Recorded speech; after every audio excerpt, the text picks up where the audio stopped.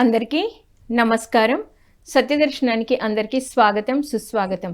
సత్యదర్శనంలో ఈరోజు మన టాపిక్ వచ్చేసి అంతర్జాతీయ యోగా దినోత్సవం సందర్భంగా మరి 11వ అంతర్జాతీయ యోగా దినోత్సవం ప్రపంచవ్యాప్తంగా జరుపుకుంటున్నాము. సో ముందుగా మీ అందరికీ శుభాకాంక్షలు.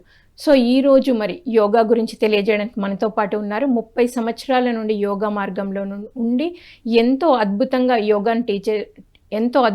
యోగాని టీచ్ చేస్తున్న యోగా సుబ్రహ్మణ్యం గారు. వారితో మాట్లాడి మరిన్ని విషయాలు తెలుసుకుందాం.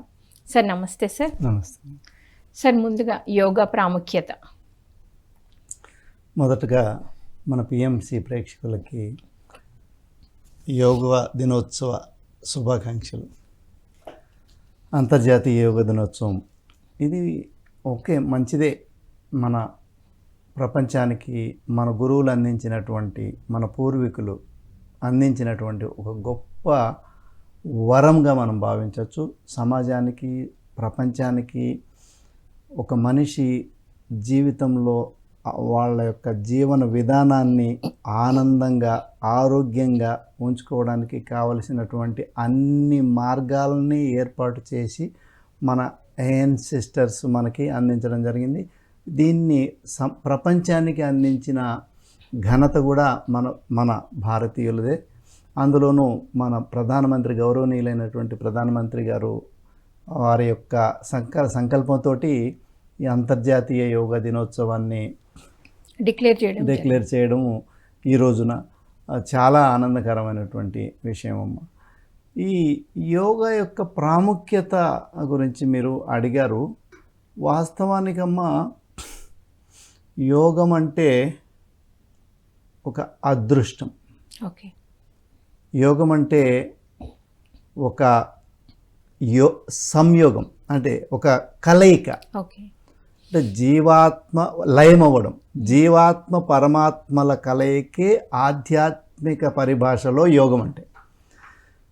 ప్రాకృతిక పరిభాషలో యోగం అంటే అదృష్టం. ఇక్కడ యోగా అనే పదం, యోగం అనే యూజ్ అనే సంస్కృత ధాతువు నుంచి వచ్చింది. యూజ్ అంటే ఇక్కడ లిటరల్లీ మీనింగ్ వచ్చేసి కలయిక అని వస్తుంది. బైండ్, టు మింగిల్, ఇట్లా ఆంగ్ల భాషలో వస్తుందన్నమాట. కానీ దానికి సంస్కృతంలో ఉన్నటువంటి పదానికి సరి అయిన పదం, ఈక్వలెంట్ వర్డ్ ఆంగ్లంలో దొరకదు మనకి. ఇక్కడ ఈ యొక్క యోగము యొక్క ప్రాముఖ్యత అంటే, ఇక్కడ యోగములు ఎన్ని రకాలనేది మనం తెలుసుకోవాలి. మొదట పరమాత్మను చేరుకోవడానికి ప్రకృతిలో అనేక కోట్ల జన్మలుగా తీసుకుంటూ వచ్చినట్టు జీవుడు అనేక కోట్ల జన్మలు తీసుకొని, అనేక కోట్ల శరీరాలను తీసుకొని ఈ ప్రకృతి అనుభవాలన్నింటినీ అనుభవించుకుంటూ చివరిగా అత్యంత ఉత్కృష్టమైనటువంటి మానవ జన్మను తీసుకొని, ఆ మానవ జన్మలో కూడా అతి ఉత్కృష్టమైనటువంటి స్థితికి చేరుకున్న తర్వాత మాత్రమే యోగము లభ్యమవుతుంది. ఓకే. ఇతర 84 లక్షల జీవరాశులలో ఏదేనికి కూడా యోగం అన్నది లేదు. కేవలం మానవ జాతికి మాత్రమే యోగం అనేది అభ్యసిస్తుంది, చేయగలం. దానికి కావలసిన కేపబిలిటీసు మన శరీరంలో ఉన్నటువంటి ఫిజియలాజికల్గా కానివ్వండి, అనాటమికల్గా కానివ్వండి, ఆ స్ట్రక్చరు ఏర్పడింది.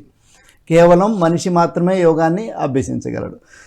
కాబట్టి ఈ మానవ జాతి అభ్యున్నతి కోసం అర్హులైనటువంటి వాళ్ళు ఈ యోగాన్ని గురువుని ఆశ్రయించి వాళ్లకు తగినటువంటి యోగాన్ని తీసుకొని, అంటే ఒకరికి ఒకే విధమైనటువంటి ఇది పనికిరాదు, యోగం పనికిరాదు. ఇక్కడ విజ్ఞాన భైరవ తంత్ర అనే గ్రంథంలో శ్రీ మహాదేవుడు పార్వతీదేవికి 112 టెక్నిక్లు, 112 యోగాలని గురించి చెప్పడం జరిగింది. ఒక్కొక్కటి ఒక్కొక్క యోగం. అదేవిధంగా అనేక యోగాలు ఉన్నాయి. భగవద్గీతలో ప్రతి అధ్యాయము ఒక యోగమే. అదేవిధంగా అనేక రకాలైనటువంటి యోగాలలో మెయిన్గా 4 యోగాలని మన వాళ్ళు సోపానానుక్రమముగా సాధన చేయాలని మన పెద్దలు చెప్పారు. అవి ఏంటంటే మంత్రయోగో లయశ్చైవ హఠోసౌ రాజయోగ. ఈ సాధనా యోగాలలో మొదటిది మంత్రయోగం.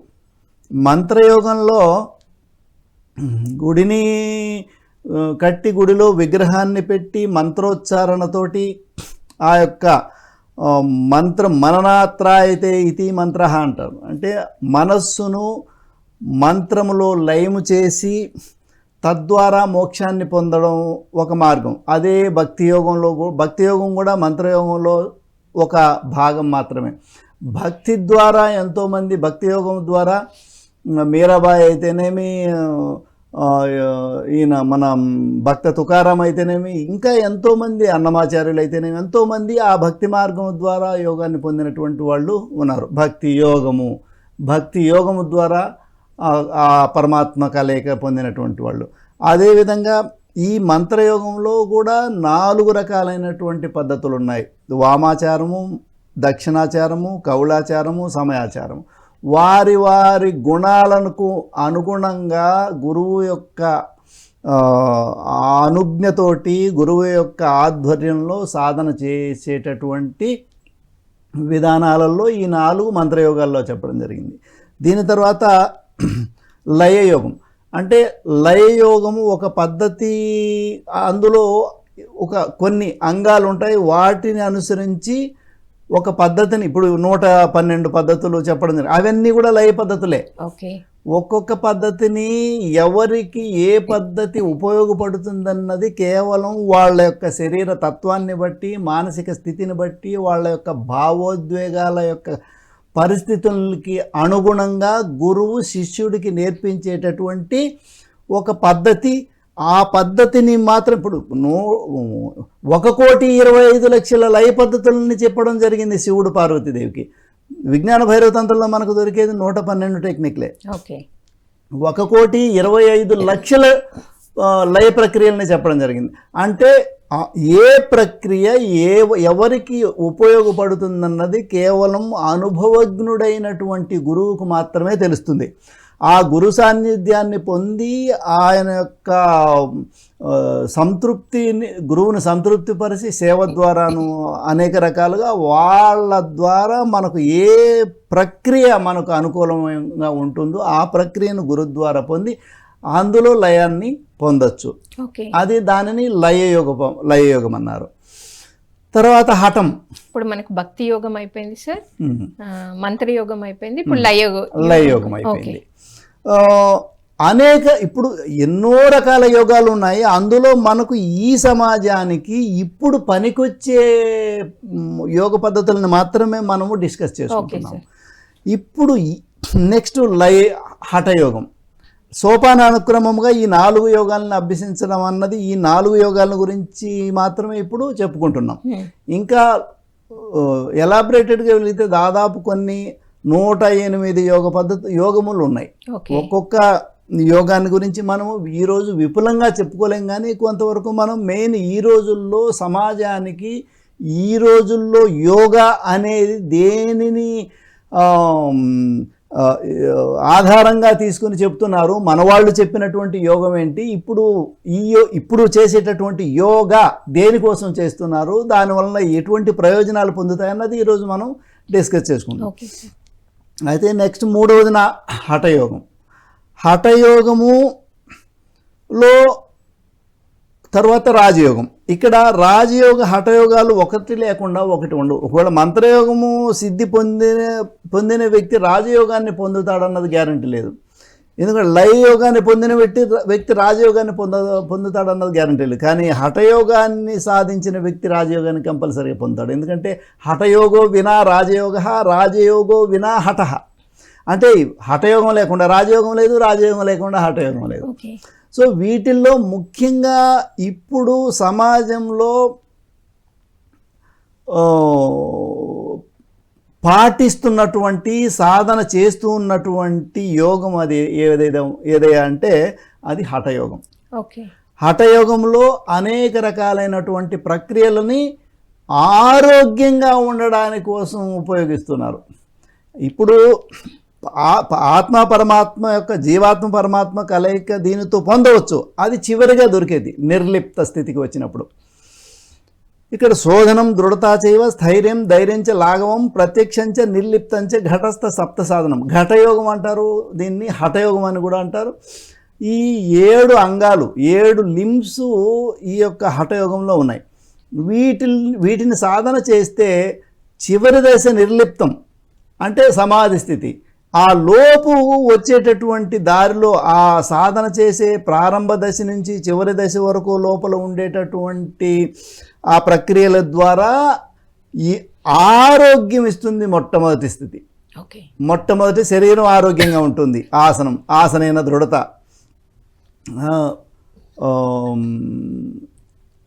శుద్ధి క్రియలు చేస్తే శరీరం అంతఃశరీరం శుద్ధి కలుగుతుంది. దాని ద్వారా రోగరహితమైన శరీరం వస్తుంది. అంతఃశుద్ధి చాలా రకాలైనటువంటి అంతఃశుద్ధి పద్ధతులు ఉన్నాయి.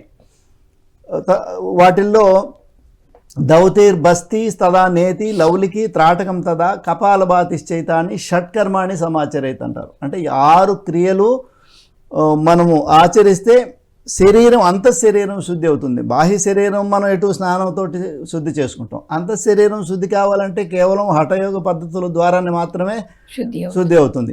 ఆ శుద్ధి చేసుకున్నటువంటి శరీరము రోగరహితంగా, అంటే టాక్సిన్స్ మలినాలు లోపల అంతర్మలినాలు లేకుండా పోతాయి. దాని ద్వారా రోగరహితమైనటువంటి శరీరం మనకు సిద్ధిస్తుంది. దానివలన హఠయోగాన్ని ముఖ్యంగా ఆచరిస్తున్నారు, క్రియలని చేస్తున్నారు ప్రపంచం అంతా కూడా. వాటిల్లో మనం 6 రకాల క్రియలను చెప్పుకున్నాం. 6 రకాలలో మళ్ళీ సబ్ డివిజన్స్ ఉన్నాయి. ఇప్పుడు దౌతి తీసుకున్నాం అనుకోండి, అంతర్దౌతి, దంతదౌతి, దంతమూల దౌతి, జిహ్వదౌతి, జిహ్వమూల దౌతి, కర్ణదౌతి, కపాలరంధ్ర దౌతి, దండదౌతి, వమన దౌతి, వస్త్రదౌతి, ఇలా రకరకాలైన హృద్దౌతులు, చాలా రకాలైనటువంటి దౌతులు ఉన్నాయి. అలా ఒక్కొక్క దాంట్లో సబ్ డివిజన్స్ ఉన్నాయి. సో వాటన్నింటినీ మనం వివరించడం ఈరోజు ఉద్దేశం కాదు, కానీ ఈ యొక్క శుద్ధి క్రియలను సాధన చేస్తే ఎటువంటి అనారోగ్య సమస్య రాదు. అందుకనే హఠయోగి చెప్తాడు, నేను అనారోగ్యవంతుడిని కాను కాను కాను 3 సార్లు. అంటే హఠయోగ సాధనలో మలినాలు లేనటువంటి శరీరం వచ్చినప్పుడు ఎటువంటి రోగం రాదు. వాతపిత్త కఫాలు బ్యాలెన్స్లో ఉంటాయి, పంచభూతాలు బ్యాలెన్స్లో ఉంటాయి, పంచప్రాణాలు బ్యాలెన్స్లో ఉంటాయి. సో పంచభూతాలు, పంచప్రాణాలు, త్రిదోషాలు బ్యాలెన్స్లో ఉంటే అనారోగ్య సమస్యలు ఎటువంటి. అందుకని కేవలం ఆరోగ్యాన్ని పొందడానికి మాత్రమే ఇంతటి ప్రాముఖ్యతనిచ్చారు. ఇప్పుడు ఈ కాలంలో జరిగేటటువంటి యోగా అనేది హఠయోగ పద్ధతుల్ని పాటిస్తున్నారు. దీంట్లో మొదటిది శుద్ధి క్రియలు అయిపోయినాయి. తర్వాత రెండవది ఆసనాలు. ఈ ప్రపంచంలో ఇప్పుడు పాటిస్తున్నటువంటి అసలు యోగా అంటేనే ఆసనాలు, యోగా అంటేనే సూర్య నమస్కారం. అంటే ఇంకా ఒక ఆసన స్థితి కనుక ఉండిందంటే అది యోగా. చూడగానే గుర్తుపడతాం, అది యోగా. పోస్చర్ చూస్తే అది యోగా. అంటే ఆసనం అన్నది 7 అంగాలలో ఒకటి మాత్రమే. శోధనం దృఢత. శోధనం అంటే క్రియలు, దృఢత అంటే ఆసనం. ఆసనైన భవే దృఢం, శరీరం దృఢంగా అవుతుంది, బలం వస్తుంది. అంటే మనం స్థిరంగా కూర్చోవడానికి వాస్తవానికి ఏంటంటే ధ్యానం చేయడానికి శరీరము అనారోగ్యంగా ఉన్నటువంటి శరీరం ధ్యానంలో కూర్చోలేదు. అందుకని శరీరము దృఢంగా ఉంటే ఎక్కువసేపు ధ్యాన స్థితిలో కూర్చోవడానికి ఆసనాలను ఏర్పాటు చేసినారు. సో ఒకే ఆసనాన్ని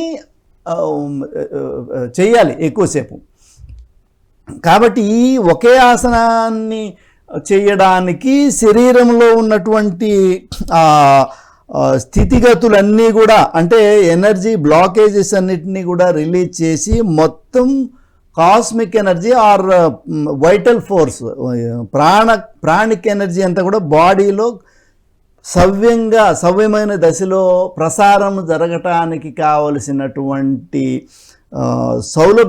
సౌకర్యాన్ని కలిగిస్తాయి ఆసనాలు. ఓకే, సో మనం ఏదైతే ధ్యానంలో కూర్చున్నప్పుడు కాస్మిక్ ఎనర్జీ తీసుకుంటామో అది ఈవెన్ గా స్ప్రెడ్ అవుతుంది బాడీ అంతా, ఒక ఈక్వల్ గా ప్రాపర్ వేలో. అదే మనకు బ్లాక్స్ ఉన్నాయి అనుకోండి, శరీరంలో భుజం దగ్గర, సర్వైకల్ దగ్గర ఒక పెయిన్ ఉందనుకోండి, సర్వైకల్ స్పాండిలైటిస్ ఉందనుకోండి, ఆ వ్యక్తి ధ్యానంలో కూర్చుంటే అక్కడ దుఃఖ సంవేదన వస్తుంది. ఓకే, ఆ పెయిన్ని భరించలేరు కాబట్టి ధ్యానాన్ని వదిలేస్తారు. అక్కడ బ్లాక్ని రిలీజ్ చేసుకోవాలంటే ఆ భుజంగాసనము, దానికి రిలేటెడ్ ఆసనాలు చేసుకొని ఆ ఎనర్జీ ఫ్లోని అక్కడ బ్లాక్ని రిలీజ్ చేసుకొని సవ్యమైనటువంటి దశలో ప్రాణశక్తి శరీరంలోకి ప్రవేశించి ప్రసారం అయ్యే విధంగా శరీరాన్ని తయారు చేసుకోవడానికి ఉపయోగపడేదే ఆసనం. Okay sir. సో ఈ ఆసనాలని మాత్రమే యోగా అనుకుంటున్నారు. కాబట్టి ఇందులో 84 లక్షల ఆసనాలు ఉన్నాయి. 84 లక్షల జీవరాశులుంటే ఒక్కొక్క జీవరాశికి ఒక్కొక్క ఆసనం లెక్కన 84 లక్షల ఆసనాలు మన గురువులు మనకు కనిపెట్టారు, ఇచ్చారు. సో ఇప్పుడు వాటిల నుంచి ఒక్కొక్క లక్షకి ఒక ఆసనాన్ని తీసుకొని ఇప్పుడు 84 ఆసనాలని మన వాళ్ళు సాధన చేస్తున్నారు. ఇంకేదైనా అడ్వాన్స్డ్ ఆసనాలు వేస్తే ఒక 100-150 ఆసనాలు కూడా వేయచ్చు, కానీ 84 లక్షల ఆసనాలు అయితే ఇప్పుడు వేసేవాళ్ళు ఎవరు లేరు. కాబట్టి ఈ ఆసనాలని మాత్రమే, ఆసనాలు చేయడం వలన మెయిన్ ఇదేంటంటే శరీరం దృఢంగా తయారవుతుంది, ప్రాణశక్తి సవ్యంగా జరుగుతుంది. అలా జరగడం వలన అనారోగ్య సమస్యలు అనేటివి రావు, ఉన్న పోతాయి. ఎందుకంటే ఈ శరీరం దృఢంగా తయారై రక్త ప్రసరణ, మనం మేజర్ అనాటమికల్గా చూసుకుంటే మేజర్ ఒక 9 సిస్టమ్స్ ఉంటాయి మనకు. Main central nervous system, CNS, తర్వాత ఎండోక్రైన్ సిస్టము, తర్వాత సర్క్యులేటరీ సిస్టము, తర్వాత digestive system, respiratory system, digestive system, renal system, reproductive system, muscular system, skeletal system main. So ఈ మేజర్ సిస్టమ్స్ అన్నీ కూడా ఒక అలైన్మెంట్లోకి తీసుకురావడానికి ఆసనం ఉపయోగపడుతుంది. ఓకే, వాటి ఫంక్షనింగ్ అనేది ద్విగుణీకృతం చేస్తుంది. అంటే వాటి యొక్క సవ్యమైనటువంటి విధానంలో అవి వాటి పనులు సక్రమంగా నిర్వర్తించే విధంగా ఆ యొక్క ఆర్గాన్స్ని ప్రిపేర్ చేసి తయారు చేసి వదిలిపెడుతుంది. హ్యాపీగా ఉండు, హెల్తీగా ఉండని. లివరు హ్యాపీగా ఉంటుంది, హెల్తీగా ఉంటుంది. డైజెస్టివ్ సిస్టమ్, ప్యాంక్రియాస్ హ్యాపీగా హెల్తీగా ఉంటాయి. మొత్తం గ్లాండ్స్ అన్నీ హెల్తీగా ఉంటాయి. వాటి నుంచి వచ్చే సెక్రీషన్స్ హెల్తీగా ఉంటాయి. తద్వారా మనకు భావోద్వేగమైనటువంటి బ్యాలెన్స్ ఉంటుంది, భావోద్వేగపరమైనటువంటి ఇన్బ్యాలెన్స్ ఉండదు, కోపం అధికంగా రావడం, ఈ స్ట్రెస్, ఇవన్నీ నార్మలైజ్ అయిపోతాయి. తద్వారా నర్వ్ సిస్టమ్ కూడా మనకు చక్కటి ఫంక్షనింగ్ ఉండింది అనుకోండి. సెంట్రల్ నర్వ్ సిస్టమ్ అంటే both hemispheres, middle ఆబ్లాంగేటా, spinal cord. So ఇవి కనుక కరెక్ట్గా ఫంక్షన్ అయినాయంటే మొత్తం శరీరంలో ఉన్నటువంటి ఎనర్జీ ఫ్లో అనేది ప్రాపర్గా, ఎక్కువ ఎనర్జీని తీసుకునేది బ్రెయిన్, మిడిల్ ఆబ్లాంగేటా, స్పైనల్ కార్డ్. అక్కడి నుంచి క్రేనియల్ నర్వ్స్ నుంచి మన సిగ్నల్స్ అన్నిటి కూడా బాడీలో ఉన్నటువంటి లోకోమోటర్ సిస్టమ్ ఫంక్షనింగ్ అంతా కూడా అక్కడ జరుగుతుంది. సో వీటిని అన్నింటినీ కూడా కలిపి ప్రాపర్ వేలో పెట్టడానికి, ఒక డిసిప్లైన్డ్ వేలో పెట్టడానికి ఆసనం ఉపయోగపడుతుంది. అందుకని ఇప్పుడు ఎక్కువ యోగా అంటే ఆసనం, ఆసనం అంటే యోగా, ఆసనమే యోగా, యోగానే ఆసనం అనే ఒక భ్రమ కాదు కానివ్వండి, అది ఒక ప్రజలలో ఒక భావన అలా ఏర్పడిపోయింది. ఆసనం అంటే యోగం, యోగా అంటే ఆసనం అనేది. Okay sir. సో మరి యాక్చువల్గా మనకు భారతదేశంలో యోగాకు పెట్టింది పేరు సార్. మనకి ఇక్కడనే స్టార్ట్ అయింది. మనని చూసి పాశ్చాత్య దేశాల వాళ్ళంతా నేర్చుకోవడం ప్రారంభించారు. తర్వాత మధ్యలో కొంచెం కనుమరుగైందనే చెప్పాలి. తర్వాత మోడీ గారు వచ్చిన తర్వాత మళ్ళీ పబ్లిక్లో. సో మరి ఇప్పుడు మీరు ఎంతో అద్భుతంగా తెలియజేశారు అసలు యోగా వల్ల ఏం జరుగుతుంది, డిసీజెస్ ఎలా క్యూర్ అవుతాయి, బ్లడ్ సర్క్యులేషన్ అంతా. సో దీన్ని ఏ టైంలో చేయవచ్చు, చేస్తున్న టైంలో ఫుడ్ ముఖ్యంగా ఎలాంటిది తీసుకోవాలి? చాలా మంచి ఇంపార్టెంట్ విషయాన్ని అడిగారమ్మా. ఎందుకంటే ఇక్కడ మన గురువులు యాక్చువల్గా ఏంటంటే యోగం అనేది రహస్యంగా ఉంచాలని హఠయోగ ప్రదీపికలో చెప్పడం జరిగింది. ఘేరండ సంహిత కానీ మనకు మెయిన్ ఒక 5 పుస్తకాలు ఉన్నాయి మూల గ్రంథాలు. ఘేరండ సంహిత, హఠరత్నావళి, శివ సంహిత, హఠయోగ ప్రదీపిక, గోరక్ష సంహిత. ఈ 5 ప్రాథమిక బేస్ అన్నమాట హఠయోగానికి. సో వీటన్నిటిలోనూ కూడా యోగమును రహస్యంగా ఉంచాలి. ఓకే. సిద్ధులు, వాటి నుంచి వచ్చేటటువంటి సిద్ధుల ద్వారా సమాజానికి కీడు కలగకూడదు. ఇప్పుడు ఒక అర్హుడికి మాత్రమే యోగాన్ని గురించి చెప్పాలి, సాధన చేపించాలి, అనర్హులకి చెప్పకూడదు. ఓకే, అంటే ఇది కూడా ఉండేదా సార్? ఎవరైతే అర్హత ఉంటుందో వాళ్ళకే చెప్పకూడదు. యమనియమాలు ఇప్పుడు కూడా తెలిసిన గురువు ఒక ఒక ఒక ఒక ప్రక్రియ చెబితే కొన్ని సిద్ధులు వస్తాయి.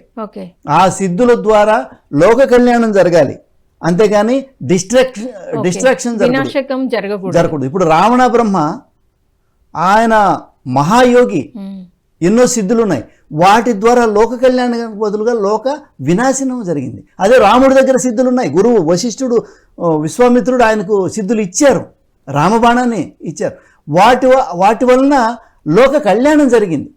అంటే శ్రీకృష్ణుడి దగ్గర సిద్ధులు ఉన్నాయి, వాటి ద్వారా లోక కళ్యాణం జరిగింది.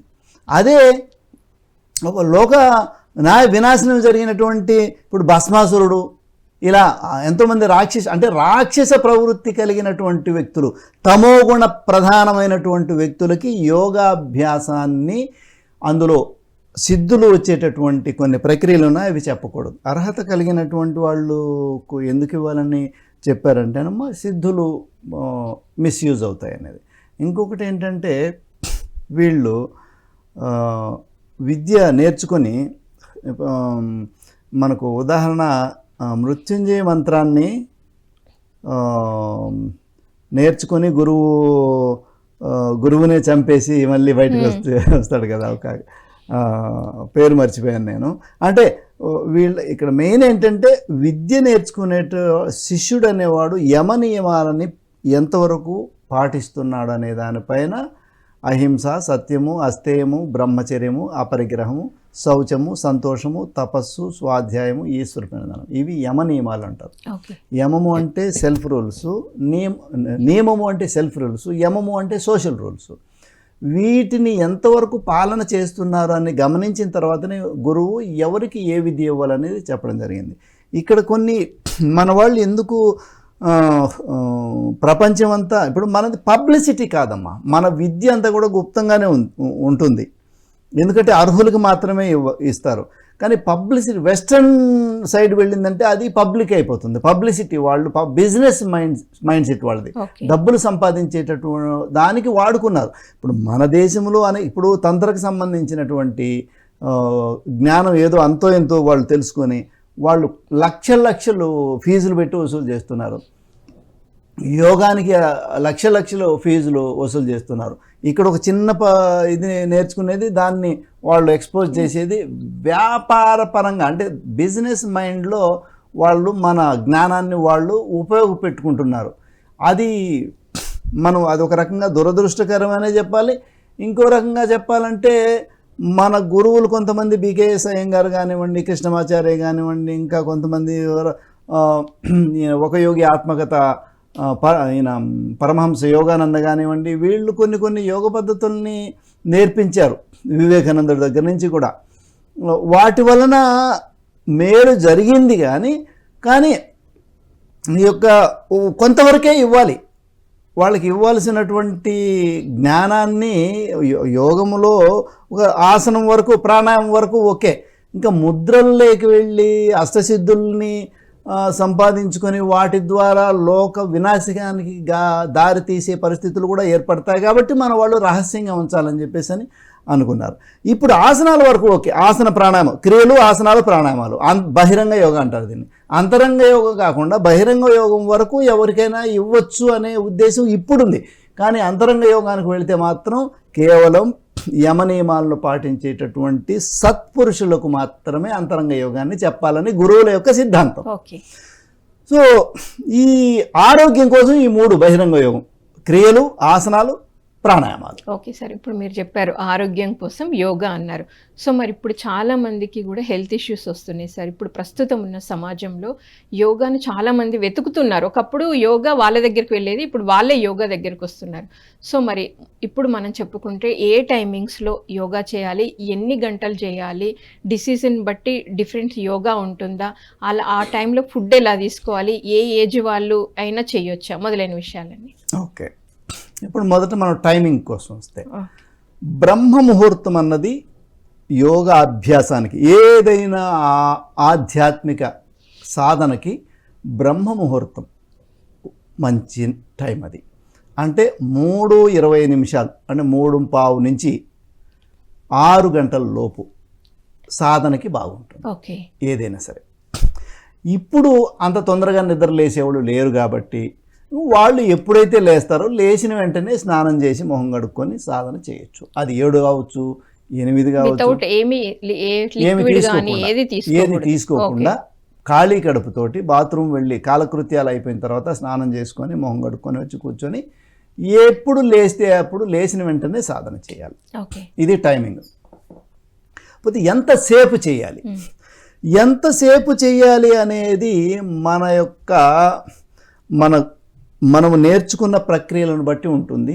మ్యాక్సిమం 2.5 గంట, 2.5 hours మ్యాక్సిమం 2.5 గంట చేయొచ్చు. అది ఏమేమిటివి 2.5 గంట? పవర్ యోగా కాదు, పవర్ విన్యాసాలు కాదు.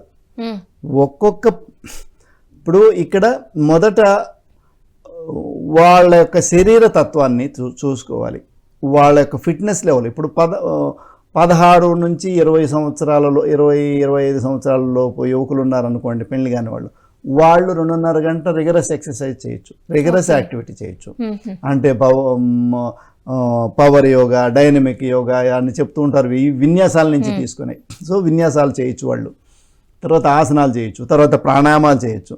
ఇవన్నీ కలిపి 2.5 గంట మ్యాక్సిమం చేయొచ్చు. మినిమం అంటే 20 నిమిషాలు చేయాలి. అది ఎవరు అంటే వ్యాధిగ్రస్తులు, వయసు మళ్ళిన వాళ్ళు, వీళ్ళు 20 నిమిషాలు కేవలం శరీరాన్ని కొంచెం అలా కదిలిచ్చి, తర్వాత ప్రాణాయామాలు, కేవలం కొన్ని ఆసనాలు, సెలెక్టివ్ ఆసనాలు. ఇప్పుడు నడుము నొప్పి ఉందనుకోండి, సెలెక్టెడ్ ఆసనాలు. ఏదైనా బాడీలో ఏదైనా ప్రాబ్లం, థైరాయిడ్ ఉంది, లేదంటే డైజెస్టివ్ ప్రాబ్లం ఉంది, కేవలం ఒక సెలెక్టెడ్ ఆసనాలని తీసుకొని 20 నిమిషాలు, మినిమం 20 నిమిషాలు చేస్తే చాలు. ఆ తర్వాత మన ఇష్టం, మన శరీరాన్ని బట్టి మినిమం 20 నిమిషాలు, మ్యాక్సిమం 2.5 గంట. ఈ లోపు ఎంతసేపు చేయాలనేది వాళ్ళ శరీరం చెప్తుంది. నాకు సరిపోయింది అని అంటే సరిపెట్టేయాలి, బలవంతంగా చేయకూడదు. నాకు నేనున్నాను అనుకోండి, 2.5 గంట చేసినా నాకేమనిపిస్తుంది, నేను 6 గంటలు చేస్తాను. 2.5 గంట చేస్తే నాకు అప్పుడే అయిపోయింది అనిపిస్తుంది. సో నాకు అది నా శరీరం చెప్తుంది 6 గంటలు చేయాలన్నా 7 గంటలు చేయాలన్నా. అదే మొదటిగా ప్రారంభం చేసేటటువంటి వాళ్ళు 40-50 సంవత్సరాలు దాటినటువంటి వాళ్ళు 20 నిమిషాలు చేస్తే చాలు అనిపిస్తుంది, అది వాళ్ళకి సరిపోతుంది. ఇక్కడ టైం అనేది మన శరీరం చెప్తుంది. ఈ యొక్క డ్యూరేషన్ అనేది మన శరీరాన్ని అనుసరించాలి. ఈవెన్ ఆసన స్థితిలో ఉండేటప్పుడు కూడా పక్కన వాళ్ళు ఎక్కువసేపు ఉండాలి, నేను కూడా ఎక్కువసేపు ఉండాలని శ్వాసని ఇట్లా అంటూ బలవంతంగా పెట్టుకొని ఉంటారు. అలా ఉండకూడదు. ఎందుకంటే స్థిర సుఖం ఆసనం, తతో ద్వంద్వోనభిఘాత అంటారు పతంజలి మహర్షి. అంటే స్థిరంగా ఉండగలగాల, సుఖంగా ఉండాల. కష్టపడి ఉండేది ఆసనం కాదు. ఏ ఆసనంలో కూర్చున్నా కూడా స్థిరంగా ఉండగలగాలి, కదలకూడదు, పదలకూడదు, సుఖంగా ఉండాలి, కంఫర్ట్గా ఉండాలి. సో ఈ 2 సూత్రాలని పాటించాలి, స్థిరము, సుఖము. ఎంతసేపు చేయాలనేది మన శరీరం చెప్తుంది. నాకైతే నా అనుభవంలో నేను ఏం చెప్తాను, 20 నిమిషాలు మినిమం. ముసలివాళ్ళకైతే, కొంచెం వ్యాధిగ్రస్తులకైతే 2.5 గంట మ్యాక్సిమం సరిపోతుంది. ఇంకా సాధన పెరిగితే 6-7 గంటలైనా చేయొచ్చు. ఇంకా సాధన పెరిగితే 10-15 రోజులైనా కూడా కూర్చొని ధ్యానంలో ఉండిపోవచ్చు. సో అది వాళ్ళ ఇష్టం. వాళ్ళ ఇష్టం. ఓకే సార్, మరి మార్నింగ్ బ్రహ్మ ముహూర్తం అని చెప్పారు. ఇన్ కేస్ ఆ టైం కుదరలేదు, తర్వాత నెక్స్ట్ మరి డేలో ఫుడ్ తీసుకుంటూ ఉంటాం, మరి మళ్ళీ తర్వాత ఎప్పుడు చేయొచ్చు? ఫుడ్కి యోగాకి మళ్ళీ ఎంత గ్యాప్ ఉండాలి? యాక్చువల్గా టిఫిన్ లేదంటే ఏదన్నా అల్పాహారము, ద్రవాహారం ఏదైనా తీసుకుంటే ఒక గంట సరిపోతుంది. ఓకే, ద్రవాహారంకి అయితే 15 నిమిషాలు సరిపోతుంది. ఓకే. కొంచెం అల్పాహారం అయితే ఒక గంట సేపు సరిపోతుంది, గంటన్నర. బాగా తింటే మాత్రం ఒక 3.5 గంట మినిమం వ్యవధి ఇవ్వాలి. ఓకే. ఎక్కువ తీసుకుంటే మనం తీసుకున్న ఆహారం స్టమక్లో నుంచి డియోడనంలోకి వెళ్ళిపోవాలి. ఓకే. దానికి 1.5 గంట సమయం పడుతుంది. ఆ వెళ్ళిపోయిన తర్వాత ఇంకొక గంట, 2.5 గంట, ఇంకొక గంట ఇచ్చినామనుకోండి, మనం అంతా కూడా ఫ్రీ అయిపోతుంది, క్లియర్గా ఉంటుంది. అప్పుడు చేయొచ్చు. అంటే పొట్టలో డైజెషన్ ప్రాసెస్ కంటిన్యూగా జరిగేటప్పుడు యోగా ప్రక్రియలు కనుక చేసినామంటే అది డిస్టర్బ్ అవుతుంది. ఆల్రెడీ మనకు వర్క్ చేస్తున్న దానిపైన మనం ఇంకా బరువు పెట్టిన డిస్టర్బ్ చేయకూడదు. ఏదైనా పని చేస్తున్నప్పుడు వాళ్ళని మనం పోయి గోకితే ఏమవుతుంది, ఇట్లా గిల్లు గిచ్చుతూ ఉంటే పని మీద ఫోకస్ చేయలేము. అదేవిధంగా యోగాభ్యాసం చేయాలనుకున్నప్పుడు కడుపు ఖాళీగా ఉండాలి. కడుపు ఖాళీగా ఉంటే మిగతా ప్రక్రియలన్నీ కూడా యోగ ప్రక్రియలో జరిగేటటువంటి ఫలితాలన్నీ కూడా ఈజీగా వస్తాయి. సో ఇప్పుడు సాయంత్రం చేయాలనుకున్న వాళ్ళు పొద్దున్నే 1 గంటకు, మధ్యాహ్నం 1 గంట కనుక లంచ్ చేస్తే 5కు ప్రారంభించవచ్చు. 5కు ప్రారంభించి 5:30, 6 వరకు చేసుకోవచ్చు. ఒక గంట చేసుకోవచ్చు ఎవరైనా కూడా. ఓకే. ఇది సమయం. సార్, మరి ఆ టైంలో ఫుడ్ ఎలా ప్లాన్ చేసుకోవాలి? అంటే లైక్ ఆయిల్ ఫుడ్స్ ఉంటాయి, బయట తింటూ ఉంటారు. సో ఎలా ఒక ప్లాన్గా, అంటే డిసీజ్ ఉన్న వాళ్ళు ఎలాంటి తీసుకోవాలి, నార్మల్ యోగా బాడీ ఫిట్నెస్ కోసం చేస్తున్న వాళ్ళు ఎలాంటి ఫుడ్ తీసుకోవాలి? ఇక్కడమ్మ వ్యాధిగ్రస్తులు అభ్యాసం చేయాలన్నప్పుడు ఖచ్చితంగా గురువు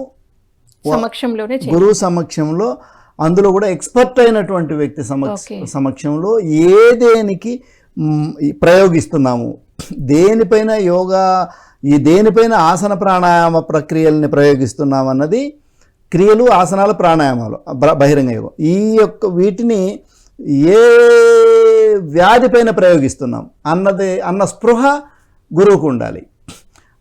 దాన్ని బట్టి ఆహార నియమాలని వాళ్ళకి అందించాలి. డైజెస్టివ్ ప్రాబ్లం ఉందనుకోండి, ఎటువంటి ఆహార నియమాలను, థైరాయిడ్ ఉందనుకోండి, ఎటువంటి ఆహార నియమాలను, మస్కులర్ డిసీజ్ ఉందనుకోండి, స్కెల్టన్ డిసీజ్ ఉందనుకోండి, ఎటువంటి ఆహారం ప్రయోగించాలి, ఇవన్నీ కూడా ఆ యొక్క పరిస్థితులను బట్టి, ఆ యొక్క వ్యక్తిని బట్టి అన్ appropriate technique for an appropriate person in an appropriate manner అనేది ఈ గురువు వాళ్ళని గమనించి ప్రయోగిస్తారు. ఇక్కడ జనరల్గా జనరల్ పీపుల్ ఏ వ్యాధి లేదు, ఫిట్నెస్ కోసం, ప్రివెన్షన్ ఆఫ్ డిసీజెస్ కోసం నేను యోగా చేస్తున్నాను అన్నప్పుడు మాత్రము శాకాహారము ఉత్తమమైన ఆహారం. అందులో కూడా అధికమైన ఉప్పు, అధికమైన కారము, అధికమైన పులుపు తినకూడదు. వెల్లుల్లి నిషిద్ధం. ఎక్కువ సిస్టమ్ని, నర్వ్ సిస్టమ్ని విపరీతంగా స్టిమ్యులేట్ చేసేటటువంటి ఆహార పదార్థాలు కానీ, డ్రగ్స్ కానీ తీసుకోకూడదు. నర్వ్ స్టిమ్యులెంట్స్ని తీసుకోకూడదు. తర్వాత సబ్స్టెన్సెస్ లైక్ ఈ డ్రగ్స్ కానివ్వండి, మాత్రలు కానివ్వండి, టాబ్లెట్లు, ఇంజెక్షన్స్, ఇవేమీ వాడకూడదు, తీసుకోకూడదు. ఎందుకంటే ఫలితాలు మారిపోతాయి. తర్వాత ఆహార పదార్థాలను తీసుకుంటే, అధిక ప్రోటీన్ ఉన్నటువంటి ఆహార పదార్థాలను తీసుకుంటే శరీరం దృఢంగా తయారవుతుంది. అంటే పెసలు కానివ్వండి, అలసందులు, తర్వాత మినుములు, తర్వాత పప్పు దినుసులు, శనగలు,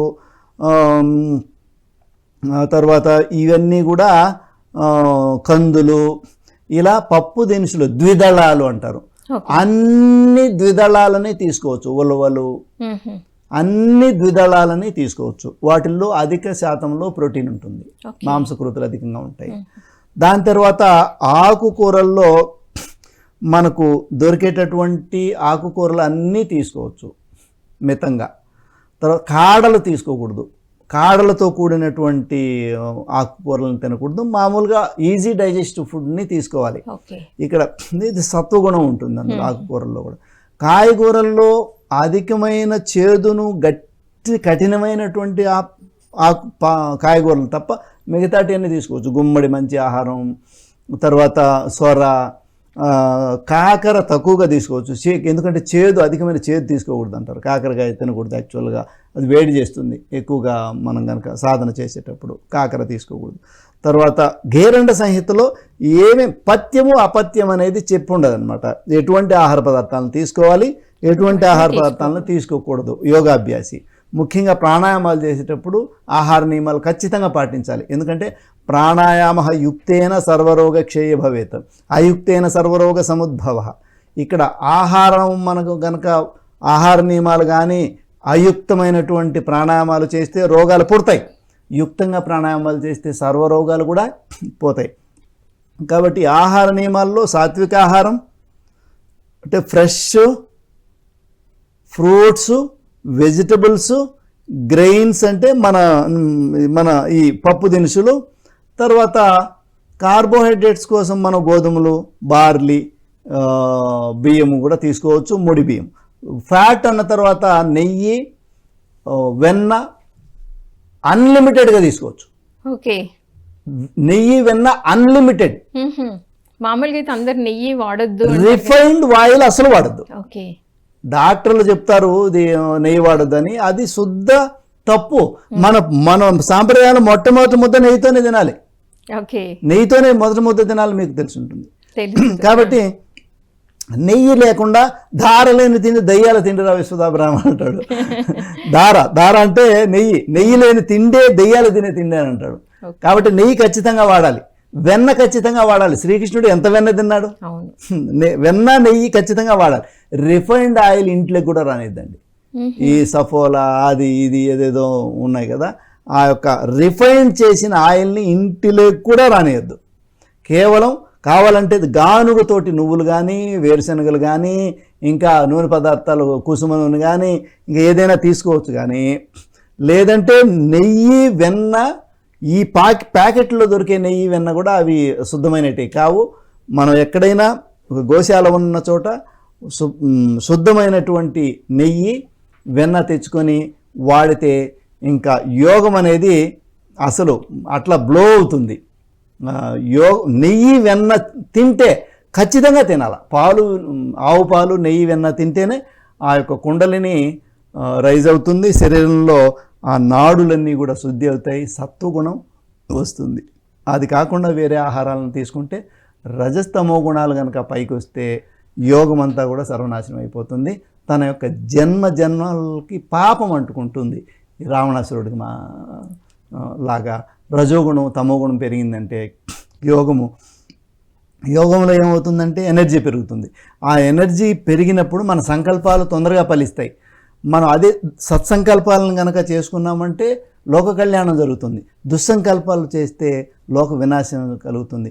ఎందుకంటే ఇక్కడ కత్తి అనేది, ఆయుధం అనేది మంచిగా ఉపయోగపడితే సమాజానికి మేలు కలుగుతుంది, చెడు వ్యక్తి చేతులు లేకపోతే సమాజానికి కీడు జరుగుతుంది. అందుకని యోగాభ్యాసం ఎప్పుడు కూడా యమ నియమాలను పాటించేటటువంటి వ్యక్తికే చెప్పాలంటారు. సో ఈ విధంగా మనం ఈ యొక్క యోగాభ్యాసాన్ని, ఆహార నియమాలని ఒక సాత్విక గుణాలని, సత్వగుణాన్ని పెంచేటటువంటి ఆహారాన్ని తీసుకొని అభ్యాసం చేస్తే ఖచ్చితంగా సిద్ధి పొందొచ్చు. సరే, ఏ వయసు వాళ్ళు చేయొచ్చు అంటారు? దానికి మన వయసు పరిమితి ఉందా? ఏ వయసు నుండి ఏ వయసు వరకు చేయొచ్చు? అమ్మ, వాస్తవానికి ప్రాణాయామం ఆసనాలు 6-7 సంవత్సరాల వయసు నుంచి చిన్నపిల్లలు అన్ని ఆసనాలు వేస్తూ ఉంటారు. చిన్నపిల్లలు ఒక 7-8-10 సంవత్సరాల వరకు కూడా వాళ్ళు ఆటలే వాళ్ళకి ఆసనాలు అన్నీ వస్తుంటాయి. ఆ వయసులో వాళ్ళకి ఏమి అవసరం లేదు. ఒక 12 సంవత్సరాల నుంచి ఖచ్చితంగా ప్రతి పిల్లవాడికి యోగాభ్యాసాన్ని నేర్పించాలి. 12 సంవత్సరాలు అనేది యోగాభ్యాసానికి కానీ, విద్య నేర్చుకోవడానికి కానీ 12 సంవత్సరాలు అనేది ఎలిజిబిలిటీ ఏజ్. 12 సంవత్సరాలు బ్రెయిన్ కానివ్వండి, ఈ యొక్క లంగ్స్ అనాటమికల్గా లంగ్స్ ఎంతవరకు రావాలనో అంతవరకు వచ్చి ఆగిపోతాయి 12 సంవత్సరాలకి. ఆడపిల్లకి కానీ మగపిల్లవాడికి కానీ 12 సంవత్సరాల నుంచి ఖచ్చితంగా యోగాభ్యాసం ప్రారంభించాలి. అంటే లాస్ట్ బ్రెత్ ఎప్పుడైనా చేయొచ్చు, ఎవరైనా చేయొచ్చు, ఏ వయసులో వాళ్ళైనా చేయొచ్చు. హఠయోగంలో చెప్పడం జరిగింది, దీంట్లో హఠయోగ ప్రదీప్లో చెప్పడం జరిగింది.